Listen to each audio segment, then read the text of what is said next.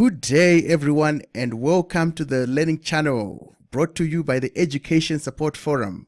As part of our human development initiatives, we are joined by the public relations manager from Novo Nordisk, Leko Nkabinde. Good afternoon, Leko. How are you? Good afternoon, Ezwai, and good afternoon to the listeners. I'm good. Yourself?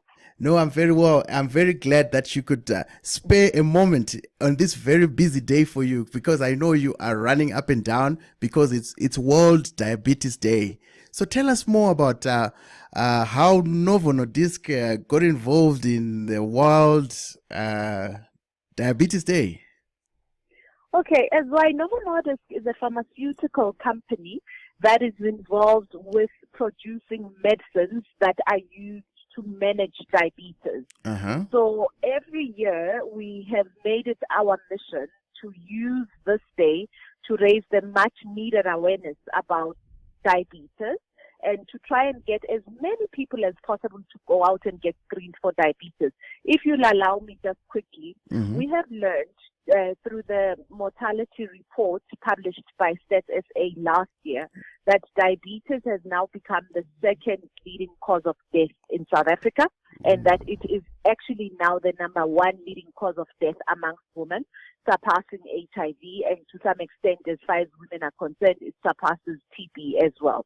So this is an alarming fact. And when you look at the diabetes atlas, we learned also that about 1.8 million South Africans are reported to have diabetes. But what's even more alarming is that 1.5 million South Africans are estimated to be living with diabetes, but are not aware. Needless to say, I think the trend in our communities is that diabetes is not such a big problem, but actually, if not properly managed, it could be deadly. Yeah.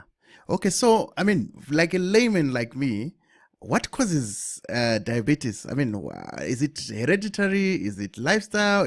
What causes diabetes? So there are two types of diabetes that you get. You get type 1 diabetes, which is an autoimmune condition. So normally you see type 1 diabetes being diagnosed in small children and people around the age of 25. It just happens on its own. There isn't any detailed explanation I can give beyond that. All that happens is that the pancreas stops producing the hormone insulin. Insulin is what we all need to convert to convert the sugar in our body to become energy. So we all need to have insulin. Every time you eat, your body, if you are not diabetic, your body automatically produces insulin so that sugar in your blood and your body in your body can be converted into energy. So when you have type 1 diabetes, it means that your body has stopped producing insulin completely. That means you have to inject yourself with insulin so that the body can function normally. And then type 2 diabetes, on the other hand, is usually caused or driven by poor lifestyle choices. What do I mean by that? If people are not eating a healthy, balanced diet, if people are leading a sedentary lifestyle, you don't exercise, and by exercise I mean you're not keeping active, and if people are obese or overweight, you run the risk of predisposing yourself or putting yourself at risk of having type 2 diabetes. Unfortunately, 90% of the cases of people with diabetes are type 2, and that's the preventable diabetes. So this is avoidable. This is something that if we join our hands to actually solve this problem, we can solve it. Absolutely. Type 2 is preventable. Type 1, there's nothing we can do about it, like I said, because it's an autoimmune condition. It just happens, so there's not much that can be done there. But with type 2, there's lots that we can do. And the whole awareness that Novo Nordisk has been trying to drive today in partnership with the city of Johannesburg is to encourage people to get screened for diabetes, because remember, I said earlier in the interview that there's an estimated 1.5 million people that are walking around with diabetes and they don't even know. So the first step is for people to get tested to find out whether they have diabetes or not. And number two, people must adopt healthy lifestyles, make better food choices, and please exercise. Exercise does not have to be expensive. You don't have to subscribe to a gym. You can take a walk in your community. You can garden. You can play with your children. True. There's so much that you can do. And today we had a walk, obviously, to try and encourage that healthy lifestyle around Soweto. Wow. Wow. No, this is amazing.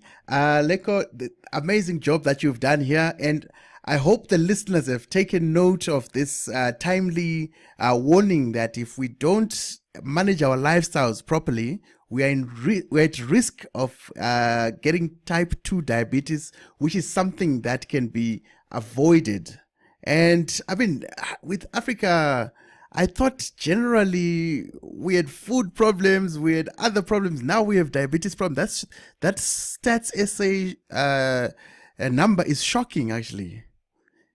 It is very shocking, Zoe, and especially because, I mean, South Africa is just recovering from that whole scourge and generational wipeout, if I may call it that, of the HIV and AIDS pandemic. You would remember a few years ago, we were grappling, we were having funeral after funeral after funeral in our community. That's true. And we just at a point now where we feel as a nation that at least there's enough awareness and there are treatments available that government has made available for people to get better quality of life, even if they are diagnosed with HIV. And once we thought at least that's under control, now we are dealing with the dilemma of diabetes. And I think the biggest thing is that there are many myths that we have, and I don't know whether you or the listeners would have this experience, but in my family, for example, I know a lot of people that are diabetic, and when we have family functions, I know Christmas is coming up and all of that, they tend to communicate their condition as a little bit of a sugar problem that can be resolved with drinking lots of water to dilute the sugar in the system if they eat something that they were not supposed to eat, for example. Unfortunately, it's not that simple. Diabetes is serious, and if you don't manage it with the right diet, with the right exercise regime, with the right medicines that are prescribed by your doctors, you run the risk of being blind, for example, because the damage to the nerves could lead to blindness. You run the risk of getting limbs amputated. You run the risk of a heart attack or even getting a stroke. And especially for type 2 diabetes, it's not necessary. You don't have to find yourself in that position. If you could just only, actually, for most of us, you can even prevent getting diabetes by adopting a healthy lifestyle. It's as simple as that. Wow. No, thank you very much, Leko. We'll definitely keep in touch and have more interviews and more insights from you. I hope our listeners have taken your message to heart. Thank you very much. Thank you, Azwai. Thank you for having me. Sure. All the best. Bye. Bye.